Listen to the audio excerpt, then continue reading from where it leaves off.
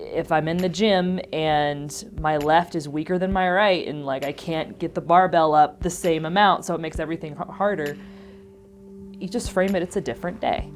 It's a different day. It's not a bad day. It's not a worse day, because if I keep saying it's a bad day, then my mentality is every day is a bad day, and it's gonna be a bad life. What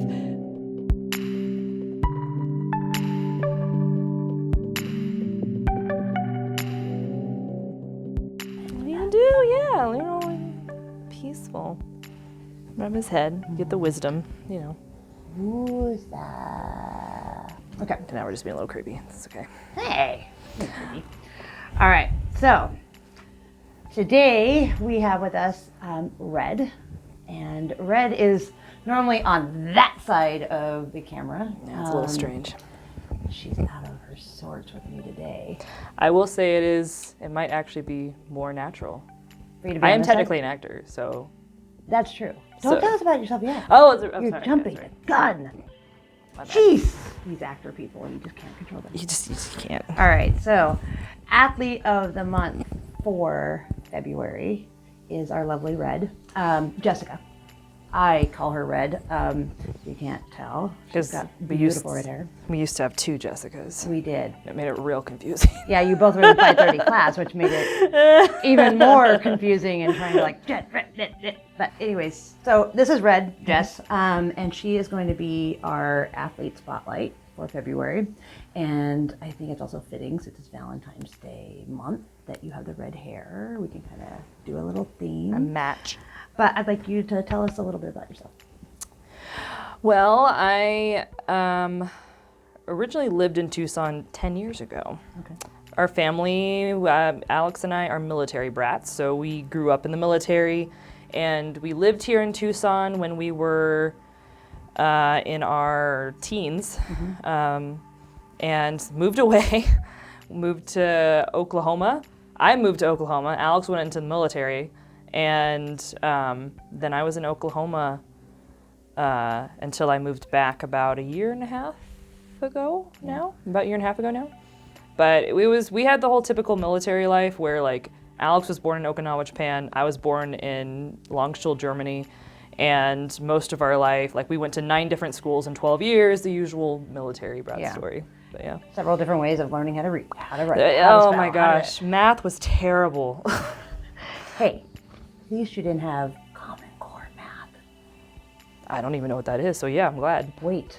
Oh. Just wait. Yasmin, my daughter, was, thank goodness, well past that point. But I tried to help my niece and my nephew, and I'm like, why are we doing all this extra work? I don't get it. But I've read into it. I understand, like, why they're doing it. But anyway, off subject. Yeah. Okay. All right. So, from Oklahoma, do you ever have the urge to sing Oklahoma? Oklahoma, where the wind comes. No? Out of spite. Just when you live in Oklahoma, the wind that comes sweeping down the plains is typically, you sing that with an expletive. Because it's just ridiculous. So, like, because the college that I went to was, I mean, most college camp, it was a very open campus. So, and my dorm, especially my freshman year, was the farthest from the gym. We had mandatory gym twice a week. It was just a different kind of school. So like that school. You had to walk across campus, and the gym was up on a hill. So you had to walk up the hill. There was no like fast way to get up there, and you were just exposed to the elements. So there wasn't really a whole lot of snow in Oklahoma, but there was ice and freezing wind. Oh, so let's you talk would about sing the that summer. Song with bitterness as you like walked the steps. Oh, and then you got the up summer, hill. and you're drenched, and it's humid, and it's sticky, and yeah, humidity is not. I'm not a fan of humidity. I don't think of it as anybody's. I mean, people make fun of us in Arizona because of the dry heat. It's a real thing, people. Dry heat is amazing. It's so much ever better. lived in the Midwest, it's like, oh. So what brought you to CrossFit? Alex and Nicole, my brother and sister-in-law. They've been doing CrossFit for years, and I had never. They'd kind of talked to me about it before. I'd done a workout with them, actually. They came and visited us in Oklahoma once, and they had brought their kettlebells and jump ropes and stuff like that with them, and they did a workout, and I did it with them, and died. It was like when they said at the time, I remember them saying, okay, so like 100 singles, and Alex, you can practice your double unders. And I was like, 100 skip, like it was just, it was so much at the time. Like it felt like so much at the time. And I wasn't even in bad shape at that point because I was in college and like, working out all the time, but it was a lot. And I remember them teaching me how to do the kettlebell swing, and me just totally overthinking it. And it was great. But yeah, so that was my first. They exposed me to it. Overthinker? I'm an Einstein. I'm one of those people. So, kind of already led us into. I asked, one of the questions was, what would be your first workout? Well, now we already know. Mm-hmm. So let's go with, what was your first impression of your first workout, other than it being hard and relief, success? I did it. Because I don't really, with the one with Alex and Nicole, because I don't really remember my first one here. I always thought it was, I was always impressed by people who remember their first workout here, because I was like, I don't remember what it was, like at this particular gym. It was one of those things where I think I wished, like at first I was like, oh, this isn't for me, but I wish it could be. Mm-hmm. Like I wish I could be this in shape. I mean, because with having an older brother, particularly one who is more athletic than you, I always say that like Alex came he's just first. Gonna do it. I'm gonna think about doing it, and I'm gonna do it. Look at that, done. Yeah, exactly. I was always jealous of him and his athletic abilities growing up. So it was, so I was like, I wish I could do that. That was I think I came out of that with, and I didn't really think I could ever be that athletic to do that. So yeah, that was my first impression. Now I'm doing it, and it's great. Yeah, we'll get there. So since you are doing it, and you have been doing it, what are you most proud of since starting? You've been about a year and some change. Yeah, I think that one time I cleaned 95. It wasn't the prettiest clean. It probably wasn't even form-wise the best clean, but I remember that. During the competition, during the open, and I had the worst symptom week. I was so bad, and so it was painful, even though I was still able to move. Like it was so frustrating, but being able to like clean 95 and an just open showed me wide, how under stress. Yeah. And you've already completed how much other work before you got there. Yeah. But you mentioned your symptoms. Are you comfortable just telling our group real quick what exactly what you mean? What are symptoms to you? Because not everybody's gonna know. So it's a type of movement disorder. That's all that I can really describe it as. The closest thing I can give for like a name to look up is it's under the umbrella of dystonia, not stoning, not stoner, but dystonia. D people. D. So it's a type of movement disorder, and it affects the left side of my body, and it's just something is misfiring on the right side of my brain. So when that happens, I can't predict it. It's episodic. Sometimes a lot of time there's a sensation that comes over my body, and it just forces me into involuntary postures.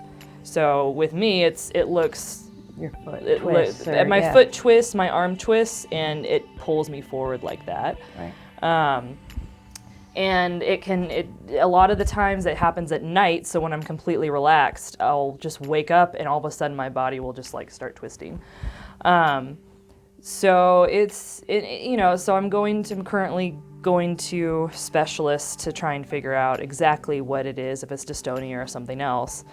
And if I've woken up several times in the night due to that, it can make workouts a little bit harder, and a lot of the times I have to modify, which can be frustrating, because if I can do a 95-pound clean, having to go down to like 45 or 55, because but our bodies are selfish, and they're going to protect themselves, but you're already one above, because even though you're having those symptoms, you're here. Yeah. And on days when you just don't feel that great, you're here. I mean, there's many a times where you walked in and you've had to have your cane because you just had a rough time. And you get your workout done, and then I see you walk out with your cane, sweetheart. And so, Yeah. I'm proud of you. I mean, a lot of people would just sit and, you know, oh, woe is me, I got this, I got that, but you don't. You're trying to figure it out. You're trying to improve yourself. You're trying to make yourself stronger to help you with what's happening with your body. And on top of not knowing what exactly that is beyond frustrating and stressful. So yeah, I every time you do come in, I'm proud of you. I mean, it's just, it's inspiring. It really, really is. So. By the way, did I ever tell you I call my cane Alfred? No. His name's Alfred because because Batman has Alfred to help him out whenever he can't help himself, and so Alfred's my little cane. Eyes, like the little googly ones that shake? He's got to look more refined than that. It's based off of Alfred I can make Pennyworth. him a top hat. A top hat, maybe not googly eyes. If we can like design it to be like a little bit more flashy or something. Cowboy hat? Anything. No. We need the top hat. It's Alfred Pennyworth. We'll talk about it later. Yeah, we'll talk about it. Okay. This is going to be a bad interview. I'm jumping questions. What's your favorite workout or movement? Workout or movement. I mean, I love to run, but we're talking about physical movement. Wrong.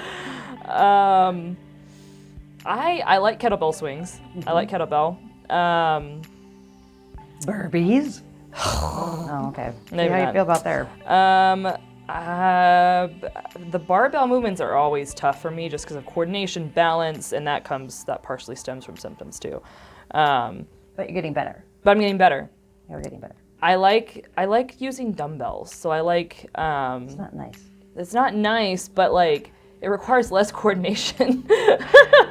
less length. Less like balancing and like so yeah. I like that. I'd say and stuff like that, yeah. I'd say among like the barbell movements.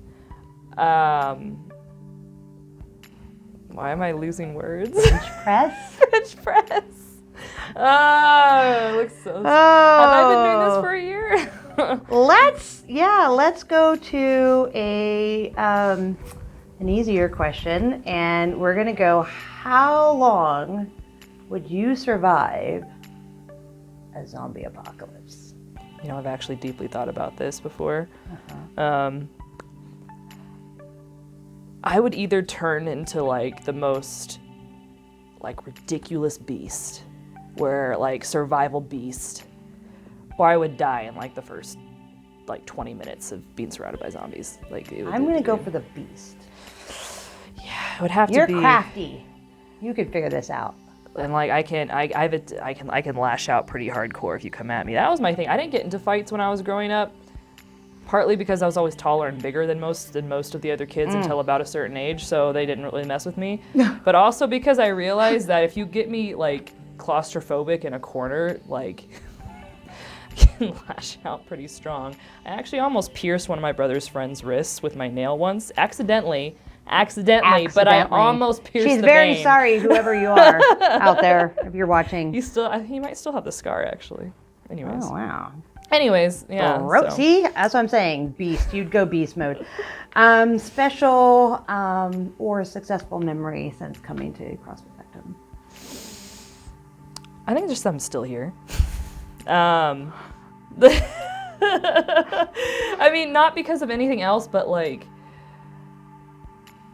that I'm consistently coming 3 to 4 times a week. That like every day that I show up, like especially on a day where like I'm tired, I'm wiped, like physically I hurt because of like symptoms and stuff like that, and I know we're doing movements that are hard.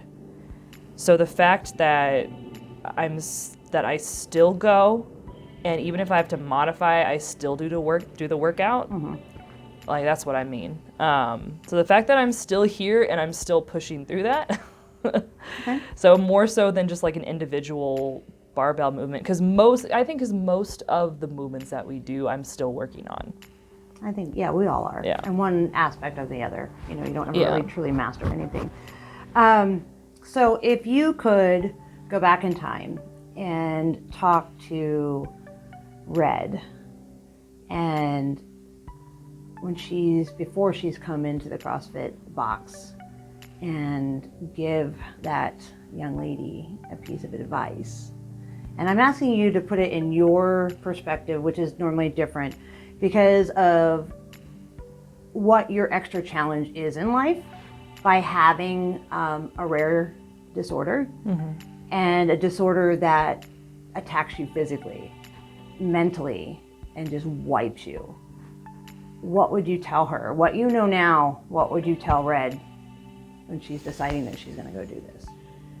Don't decide your limits before you push them. Okay. You should coin that one. I know, right? It's actually pretty decent. Yeah, don't decide what your limits are before you've even tested them. Before I lived here, I lived in Tulsa, and that was really when my symptoms became ultra chronic, and I stopped a lot of the stuff I'd been doing at the gym. So because I was afraid that what I was doing was causing it. And then I limited myself a lot in every aspect of my life, and because I was scared. Fear is a real thing. Yeah. And especially when you don't, in my case, when I had no idea what was going on, and trying to live my life the best I could as a young adult, fresh out of college.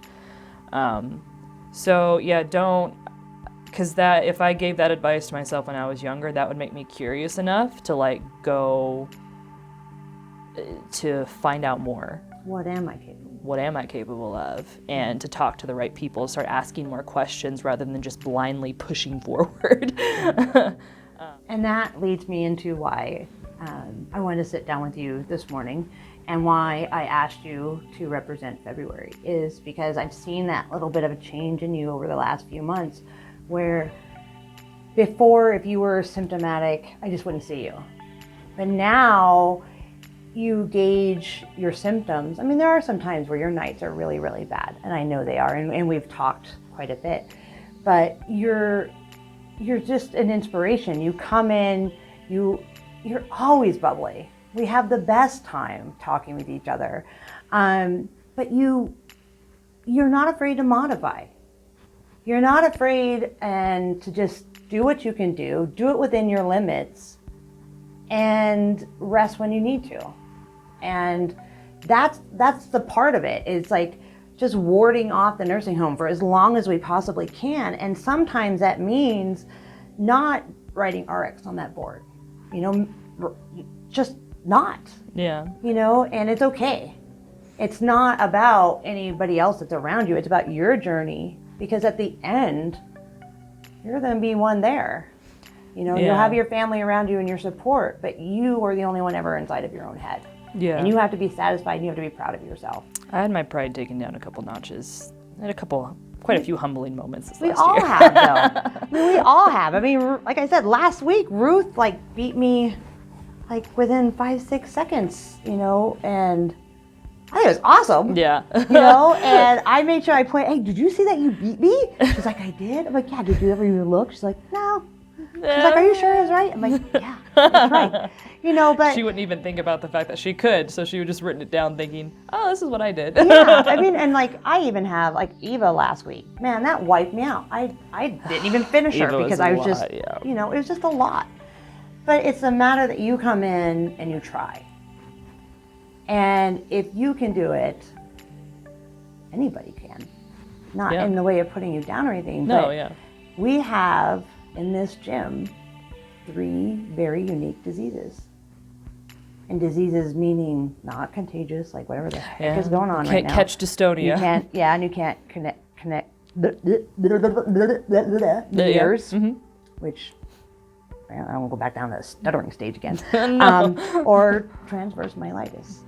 You can't. But what we can do is to, like you said, just drive forward and do what we need to do, make ourselves well as much as we can, and work for a better us. Yeah. We were just dealt some different cards.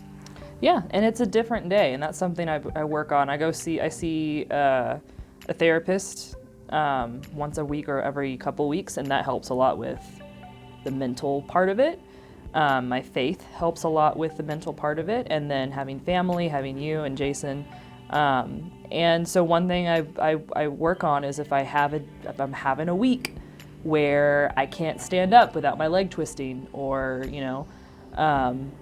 if I'm in the gym and my left is weaker than my right, and like I can't get the barbell up the same amount, so it makes everything harder. You just frame it, it's a different day. It's a different day. It's not a bad day. It's not a worse day, because if I keep saying it's a bad day, then my mentality is every day is a bad day, and it's gonna be a bad life. So you have to it's just reframing your perspective to help you be mentally healthier as well as physically. Okay. Well, especially since Red is sitting right next to me, I'm gonna say, what time? Ouch. Oh wait, we didn't clap. 2? That's what I would. Ooh. That was a terrible one. Let's go out and clapping. Scare them all to death. Just burst their eardrums with how loud it is. Oh, there we go. There we Actually, go. that High was five. probably gonna be